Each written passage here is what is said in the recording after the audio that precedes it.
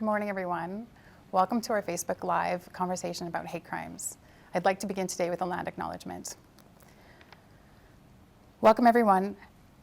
The Edmonton Police Service would like to acknowledge the land and territory that we stand on today. This is Treaty 6 territory in Métis Region 4, the ancestral and traditional gathering grounds and home to centuries of Indigenous peoples, including but not limited to the Cree, Dene, Anishinaabe, Blackfoot, Papachase, Nakota Sioux, and the Métis peoples. A treaty acknowledgement is not just something that we should say, it's something that we as Canadians should strive to truly understand and appreciate. Because to understand and to acknowledge that we are all treaty people is to understand the significance and the history of the land that we share today. I'd like to now introduce Chief Dale Mcphee, who'd like to begin with an opening statement. Chief. Put yours on. First of all, thanks, Jackie, and thanks for all the great work that you do and our commitment to action with our community partners. And I want to also really thank and appreciate Sergeant Gary Willetts from our Hate Crimes Unit for being here as well. This is a carryover from yesterday. Before we start, I want to reiterate some of the things that I said yesterday. And first of all, I want to acknowledge the behaviors, associated groups, and symbols of racism and hatred that were on display at the rally are something that I personally condemn and something that our police service condemns. We do not condone these actions or symbols that were displayed. You know, as I talked, and some of the stuff that I mentioned gets lost in the translation, although these symbols do not reach the threshold for us to lay charges, we know that their presence represented racism and hate and created fear within the community. What I want to ensure is that we take the time to work with our community so our community understands what that threshold is. But you also need to know that we really appreciate and we respect that there are different views in our community. We also want to recognize that the rally and recent hate crimes created fear and apprehension, especially amongst our racialized communities.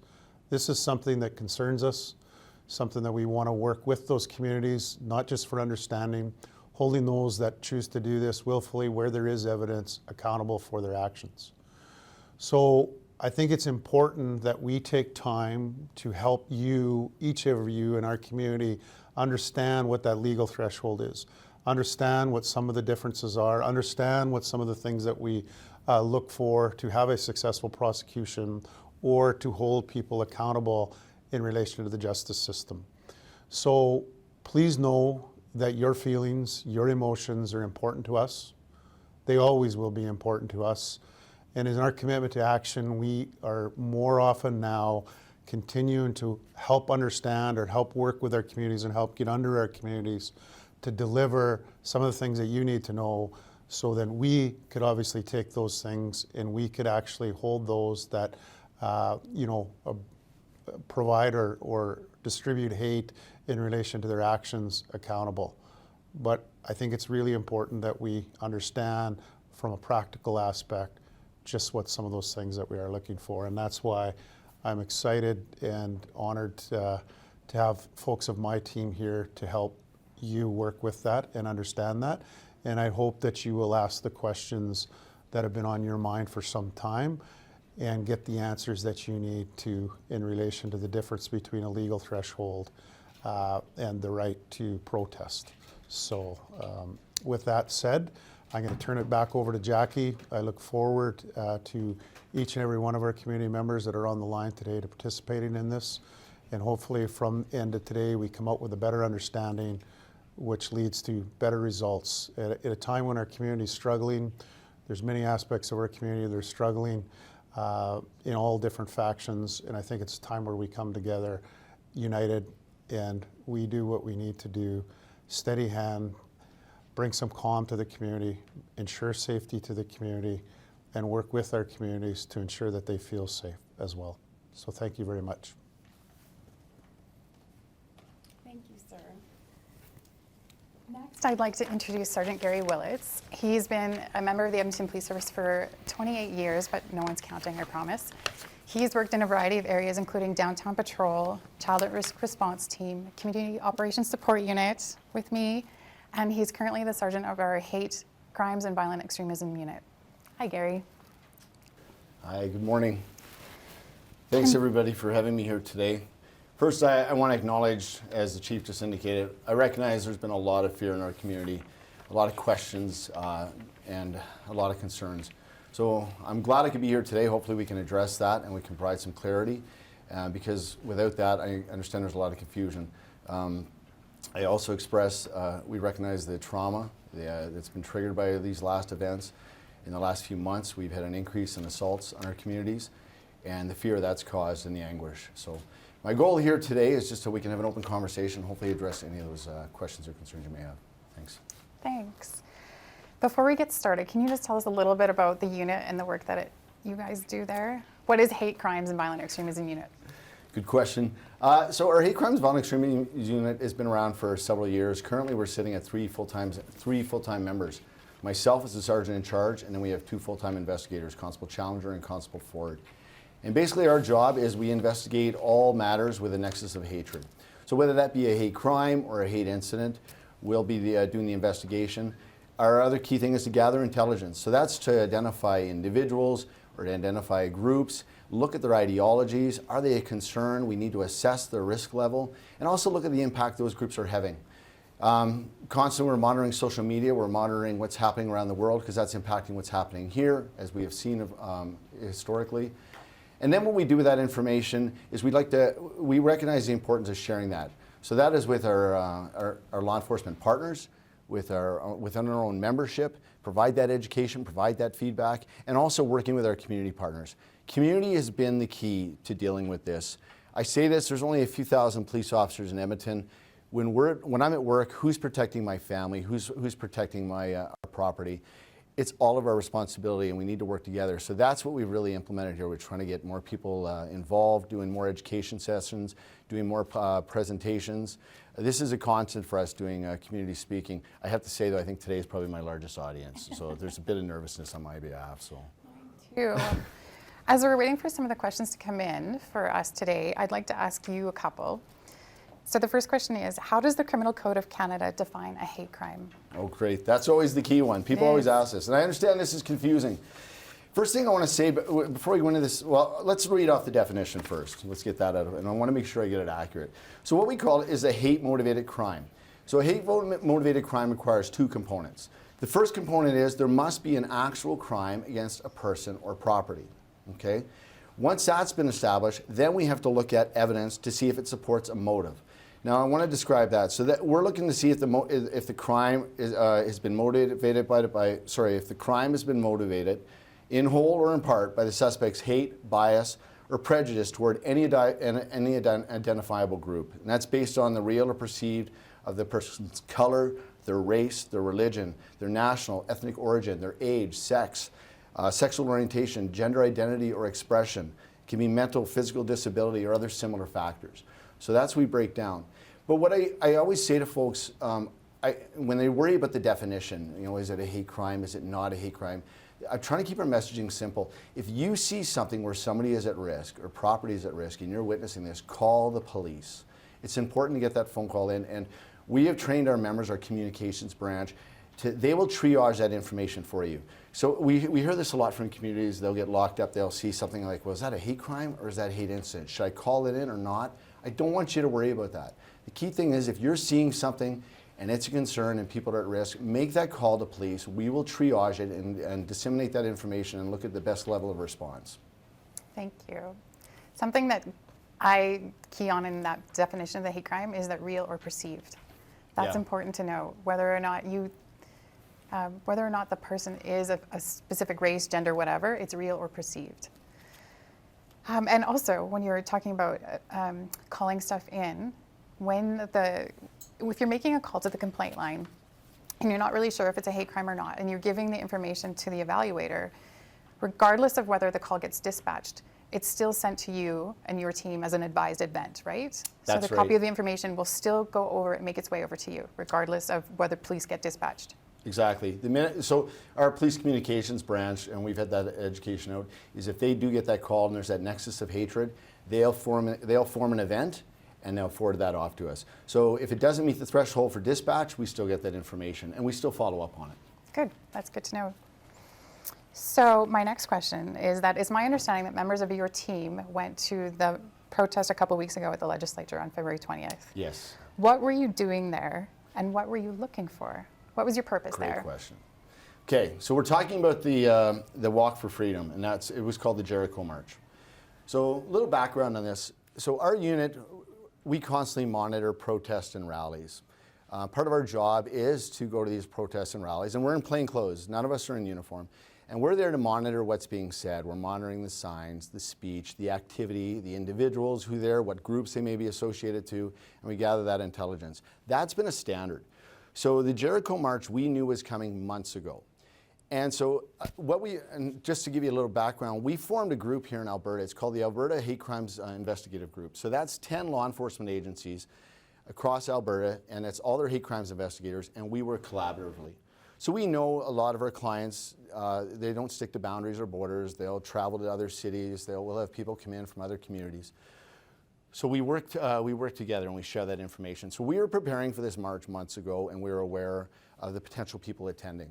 So when we talk about that, let's break that down. So we know that some of the people attending did have some concerns, underlining racial concerns. They had at one point or another been connected to groups that we've investigated in the past. So right away we know they're going. So now it's like, well, what's their goal in attending? What are they going to be expressing? The next thing we looked at was, what is the messaging going to be? So we looked at what are they going for here? Is this going to be hatred? What's the impact going to have on the community? So we do our research there as well. And then we're also, we have our police liaison coordinator, and they do a great job. They meet with the communities attending, and they just want to find out what's going on, set some ground rules. And so we have a good idea who's going to be there, who's attending. And so when we saw those groups that are attending with the background of like the racial ideologies, and some do have, there's some very strict religious groups out there that do have ideologies against the LGBTQ community. So we want to just see if that's something, is that just a personal belief? Is that something that's being acted on or something that's being said? So we're aware of that. We're also aware that one of the religious groups had said, we will be doing the candlelight march. We will be doing a march around the legislative grounds. And they use this, they say, it was the Jericho March, and they use that reference. Now, just so everybody knows, the Jericho March, if you're not familiar with it, I just want to make sure I do this justice when I read this. But the Jericho March, basically historically that's been around for some time. That is something, and I just lost that page, great. So the Jericho March has been utilized by a lot of church groups, and that's to emphasize their group, to seek support of the Lord, to make change. So we've seen that in other rallies, protests. We've seen it used peacefully too. So we knew that information was coming to light. Do I pick this up? Let's get it. So, well, we can't lose anything, so I want to make sure we're covering this clearly. So again, the Jericho March is what we refer to as a prayer walk for a group or a congregation. The purpose is to pray for something, and to pray against something, and ask our God to intercede, protect, or change something. Okay, so we knew that going in. We knew about the lights, the candles were going to be used. We knew there was going to be some form of a visual, lights being presented. And that's common. We've seen that in a lot. We've seen it at memorials, we've seen it at vigils, peaceful rallies.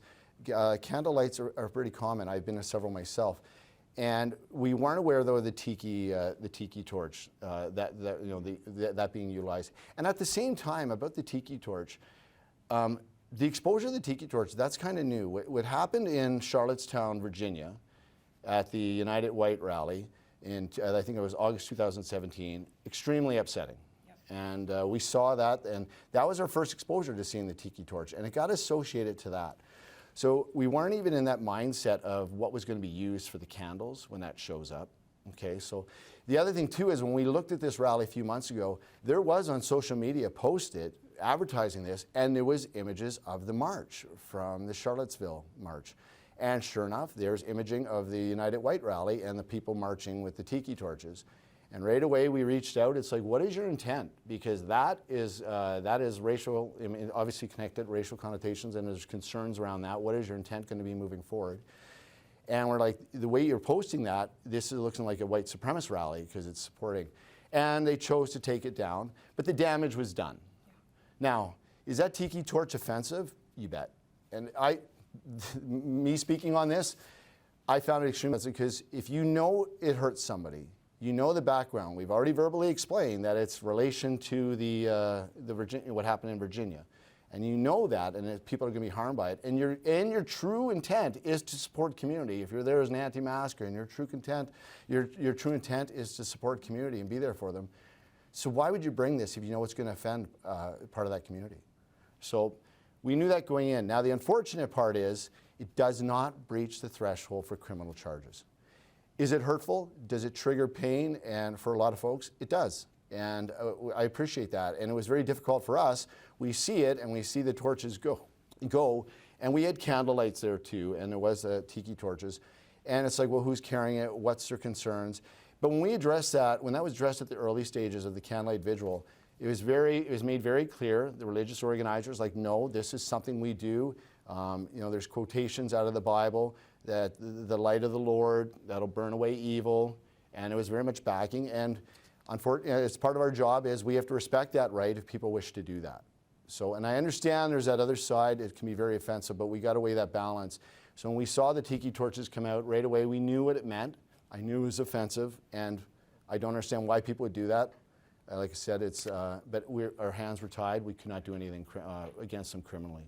Yeah.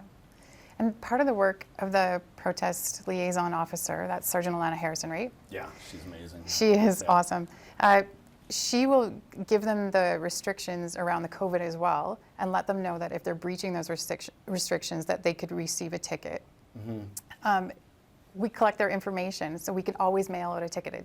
So what I'm getting at is we don't always enforce stuff right there at the moment because it might not be the most appropriate time or place to do that. That's right.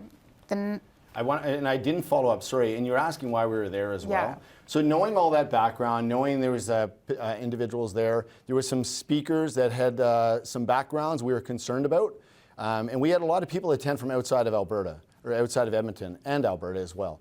So seeing the list of speakers and knowing their ideologies and their past, that was another reason we wanted to attend.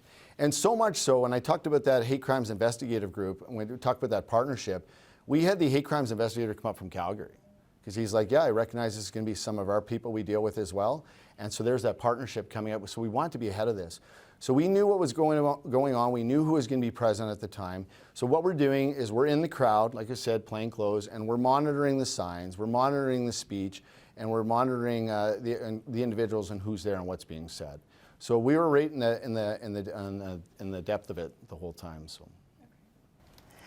Before I ask my next question, I just want to remind everyone that if you have a question for us, please send it in so that I don't have to do all the talking and all the thinking. But this is absolutely your opportunity to ask Sergeant Willetts anything that you want to know about hate crimes.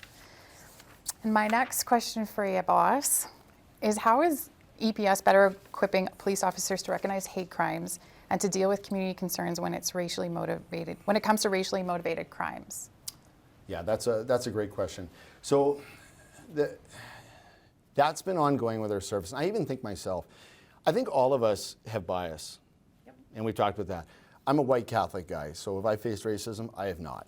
So I've had to look at how can I educate myself to respond better to what's going on in our communities.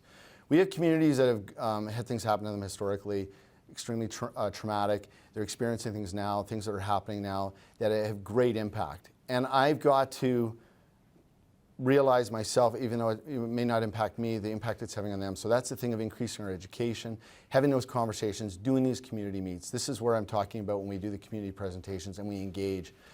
And so what we've done is we've taken those same principles, we've carried that on to our members. So in our recruit training, we offer a lot on diversity training, looking at the cultural sensitivity, looking at the background. Same with when we ask our screening questions when you come through dispatch. Like I said, you call, and it doesn't matter your background, your race, you're going to get the same level of service.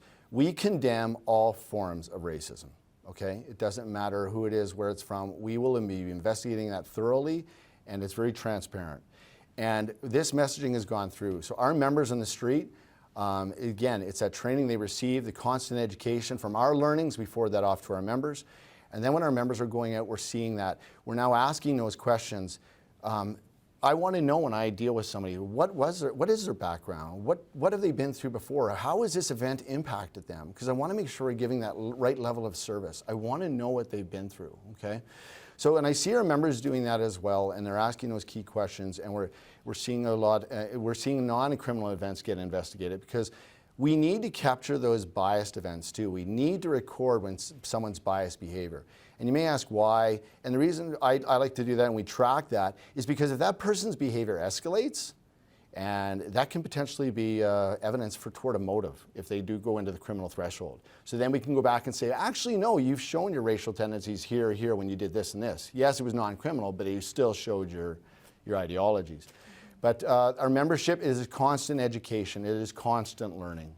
Like, just when I think I know it all, something new comes new, and that's the thing. I need to forward that off to our membership. So, like I said, they're out there, the jack of all trades, and sometimes that it's easy to lose sight. And we just want to get people back to focused and looking at each case individually, the impact it has on them. So, I find when I was a patrol officer, and even now, not necessarily in patrol, but some of the concerns that are brought forward from community often have to do with more hate motivated than hate crimes. Mm-hmm. And while it's not a crime to be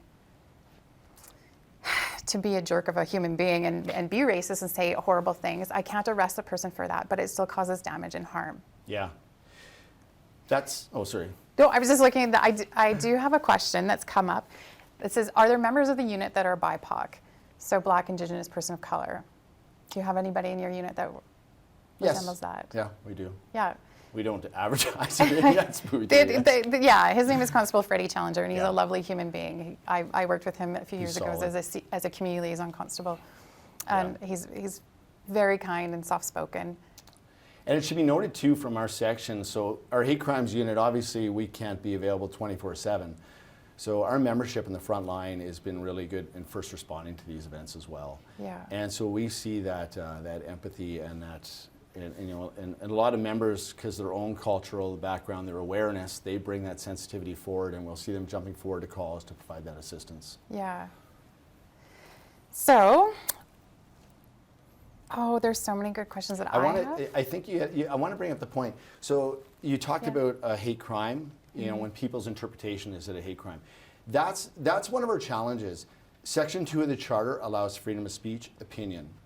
And, well, there's a vast explanation on that. The problem that means people can say mean things. They can say hurtful things. And we see that lots. You can make comments about religion. You can make anything, and it's hurtful, and it's hurtful to hear it, and people are like, that hurt me, that's hate speech. And so they're like calling us, can we do anything? So I just to get clarity in that, I just want to read what hate speech is, just so we get that down and discover that, because that's a constant call we get. It was very hurtful what they said, and what was going to be done about it. So I just want to address this. Hate speech, in general terms, is an offense to communicate statements in a public place that incites hatred toward an identifiable group, which is likely to lead to a breach of the peace occurring. When looking at hate speech and the bar is set, it's exceptionally high in the Charter of Rights, okay? So much so for us, when we get these investigations, we have to get Attorney General approval to even lay the charge. So, because it's Section 2 is very powerful. So blasphemy is another thing. There's a lot of people that blasphemy of a religion. It's not illegal here. And that is something, folks, we come from backgrounds where your religion is everything about your community, and to have somebody slander that and say something is like, that's, they want something done, and it's unfortunate. And I got to tell you, from our perspective, it's very tough. I see people hurting, and to say to them, unfortunately, we have no action, we can't take criminally, that it's concerning, and I can see the letdown in their face, and I can see that hurt in the community as well. We also provide them with support from Victim Services, Crime and Trauma Support Services. Yes. I screwed up the name, Crime and Trauma Informed Support Services. It's a mouthful. It is. So we have one more question here. Sergeant Willetts, what is the biggest challenge that your unit faces? Oh, wow. Reporting? You know what? The biggest thing for us right now is the lack of reporting. I would guess, for whatever reasons, people have gone through experiences. Maybe there's a mistrust toward the police. They don't feel they're valued. Maybe what's happening to them has been normalized and they're just used to it. And they don't feel, oh, why would I bother the police with this? We need people to report. Okay, we need people to know you have a voice, you have value, and we want to hear from you. I want you to know when our hate crimes investigations, they are centered around the victim. Okay, so when we get that call, we want to get on it right away. First thing we look at is safety planning. I want to ensure that complainant is safe. Are you safe to talk to us? Are you safe to meet with me? What is your safety plan right now? Is there a concern that this will reoccur? Is there a concern against your community? Is this a coordinated event? Like, is this just a lone actor, or is this something where we're seeing a coordinated event across the community or in other areas? And then what we want to do is we get our crime trauma. First thing is to get support in place. So I'll ask, are you with somebody? Do you have family? Do you have community? We have community groups out there that often offer their support. And it's like, I can extend that to you. I can get you resources in place. We work closely with your area community relations unit, and we can bring in other resources. And first thing we try to get in is our crime trauma informed support services, formerly VSU. And we have an amazing worker in there. She's an advocate. She works strictly with our marginalized communities. Her name's Sandra Marino, and she hits it out of the park. She's very good, and we get her in place right away. Then what we do is we want to meet. And so if you don't feel safe meeting with us, bring a friend. Meet at a neutral location. You choose. Again, we're not in uniform. We recognize sometimes that uniform causes trauma when people see it. So we'll meet with you, we'll talk to you, we'll get your information. And then what we do is we keep you involved. You made this investigation, it's your file. Why wouldn't you be kept in the know? So if we're going to do a background, we're going to tell them we're doing a background. If we identify a suspect, this is the suspect we're going to look at. This is what we're thinking of doing. How will that impact you? Does it put you at risk? So we want to empower that person, let them know they have a voice. And that's something we've utilized, and that practice has been recognized. It also brings up a challenge, though. I can go into that later. You may have a question of that. I do. I have another question that's come up. What is the status of the investigations into the multiple hate crimes against the Muslim women? I knew this would come up, and it's a very good question. It's this has been extremely alarming. This has been upsetting. The Muslim community has been impacted since December. There has been 5 incidents, and 6 women have been offended against. Okay, so this has been a priority for us. The first 3 charges were laid immediately. Persons were identified and charges were laid. There was 2 on, I think it was February 4th, and that was one at the U of A, and then moments later, one at the 82 Ave. And I think we're gonna have some good news this week. I can't let the cat out of the bag, but I can't speak enough how our community came forward. Edmonton Transit, pulling up video from all the buses, all the LRT stations. White Avenue businesses giving us video from all the cameras so we could look at the steps that the individual took, the background. The community groups coming forward to offer support. The strength of our victims to have a voice and meet with us and talk with us and build that relationship. Like I said, our crime trauma informed support services getting in there too and making sure, and we're trying to give those updates. So those are a priority for us right now. And my team's just adjusted their schedule. They're working this week, and hopefully, like I said, we're going to have good news in the next few days here for you. Okay. Now the questions are starting to roll in, which is awesome. Another one. Do the unit members receive more specialized or cultural training than other EPS members, and how does that change as crimes change? Yeah, that's a constant. Training is a constant. You can never assume you know it all. Even if something seems redundant and it's like, well, didn't we have this training before? No, because you always pick a piece out of it. So it's not just the training that's paramount, it's the community. We try to do a lot in the way of presentations. Like I said, getting out here and the voice of the community back. I would say our unit definitely gets more in this area of training, well, alongside with your area, community relations, but probably more than patrol. But then that's our job too, is disseminate that information and get that back to patrol as well. So our job is to screen it out, see what, and get those key points back. So definitely our training is ongoing. I'm constantly involved in community discussions and meetings weekly, a few times a week at least. And I happen to know you take training from other outside agencies, community partnerships also, which helps build trust and rapport when we're trying to build a relationship with them. Yeah. Okay, I have another question. Edmonton Police Service, how do you work with other groups such as bylaw officers or transit peace officers to intake and work on their potential hate-motivated events? That's a great question, and we were just speaking to it in this latest investigation. ETS and bylaws, they've been amazing. They're like sponges. They want information. They've been working closely with us when these latest attacks happened against the Muslim community. First ones to be calling us, we got footage, we got this, we got a still shot of the individual. The latest attack that happened on February 17th at Century Park, that young lady was that event that happened there. ETS was extremely supportive. They provided her shelter, stayed with her. Bylaw officers came down, peace officers came down, stayed with her, and were able to drive her home, and then work with us right away and get us that information. It's been key. Like I was saying, it can't be in just us to deal with this. It's community, our community partners. So we'll give them education. We work like with West Edmonton Mall Security. I think they got, what, 500 cameras in that place? Yeah. And we train them on symbolism, hate signs, and they can get us great footage. They can monitor that stuff. They're aware of events going on. So those partnerships have been really essential for our success. Yeah. So. And it's not just for hate-motivated crimes, right? We use those same partners when we're looking for missing persons. Totally. Or someone that's a person of interest in a crime. We share that information with them, and they support us in that way as well. Yes, very much so.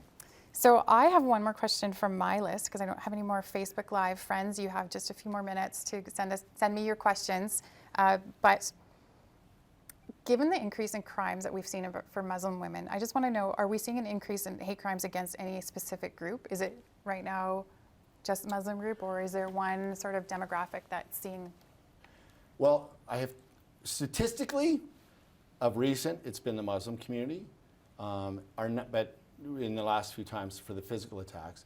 The hatred, though, toward one identifiable community, his hands down, the last several years we've been keeping accurate stats, is the Black community. A lot of offenses against the Black community. And so we track both hate incidents, so that's non-criminal and criminal. So a lot of it will be discrimination, the use of the N-word, the derogatory comments, the mistreatment. So that I do now statistically I don't have the proof to show this, but I have a feeling our Indigenous population highly victimized. I see it, I hear it, but we're not getting the reporting, and I don't know if that's because of the mistrust toward police. I don't know if that's the thing, if it's been normalized because it's been going on for generations, but our Indigenous community. It's happening frequently, and we're trying to work on that. We need that reporting piece. We need people to come forward. Right, and I would imagine that if you were, if you looked at it intersectionally, if you were a member of the 2S LGBTQ community and the Indigenous community, there's probably even more of a higher chance of a hate crime happening. Yes. Yeah.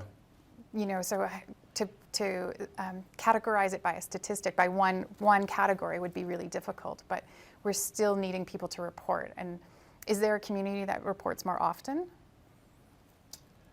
There's definitely a lot underreported.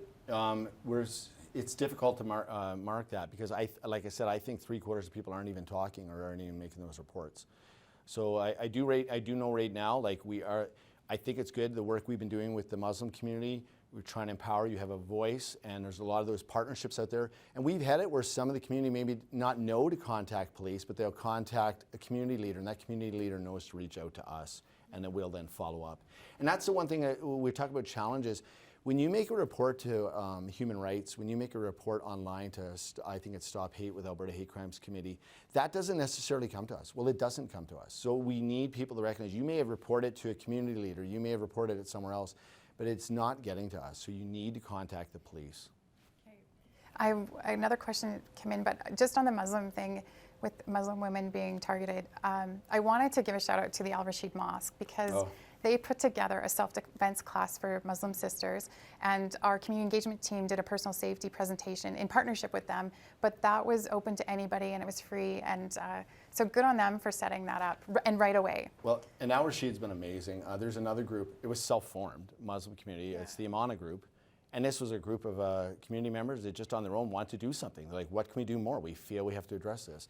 And within 2 weeks, they contacted us. They were able to get a presentation together. We did a hate crimes presentation. They did safety tips. They're doing what you call it, self-defense, not to get into fights, but more how to get out of situations. Right.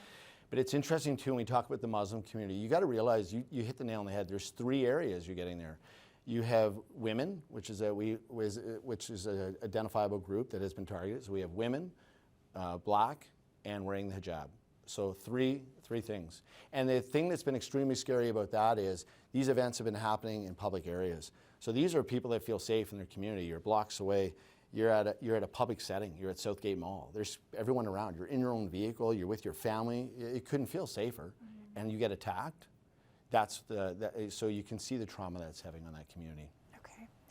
I'd like to read this question from CTV News. The police chief said that in watching comments, he didn't think that some people even knew why they were carrying torches. Is this in itself concerning to you, that people are willing to do something or carry something without questioning it? Yeah, but it is. But you got to realize too, there's people out there that, we do have followers, and it's like, I get a little upset sometimes. It's like, do the research. Okay. Know who you're standing next to. Know what they're about. Like, find out. Don't just blindly go along and if that is true, if people are just showing up and grabbing a torch and grabbing a candle, maybe get some background. Know what this group's about. Know what the concerns are. Listen to both sides. So it is concerning, but I do know there's some people out there that perhaps haven't really educated themselves and are just like, yeah, this seems cool, I'll walk along and do this. And we actually ran into that at the Ledge Grounds. I had several people like showing up, and we thought this was something totally different. And we had people leave, and I had some community members who we work with is like, Gary, what is this? Like, we thought this was a peace rally, it would be all quiet, there's this going on and that, and like, we're leaving. And it's like, so took that time to get educated, realize, but then there was others there that blindly follow in, or maybe not knowing all the information. So that's why we say to people, it's like, do the research, find out who you're standing next to. This guy's connected to a white supremacist group from 2 years ago. Do you really want to be, getting into it, or do you have any idea? And the thing I'm concerned about that too is the push factors.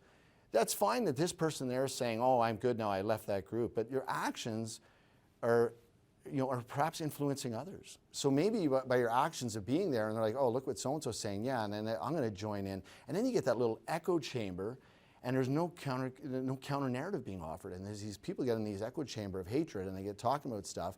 And it's like, it's important to have that counter narrative, look at other views. Yeah, I agree. Sir, going on a rant there. That's okay. I'd like to thank you for coming today and providing your information. I know it's hard to talk about sometimes, but I'm grateful that you were able to join us. For everybody else, thank you so much for watching and sending in your questions. If you would like some more information on our commitment to action, please go to our website at epsinput.ca. There you will find some of the work that we're doing, listening sessions with community-hosted listening sessions. There's research on there that we've already done, and there's also space to share your ideas. There's a place to put in for a poll and what kind of topics you'd like to see discussed, either here on Facebook Live or Lunch and Learn sessions. And there's some other sessions with Chief Dale Mcphee that you can sign up for as well. So thanks, everyone.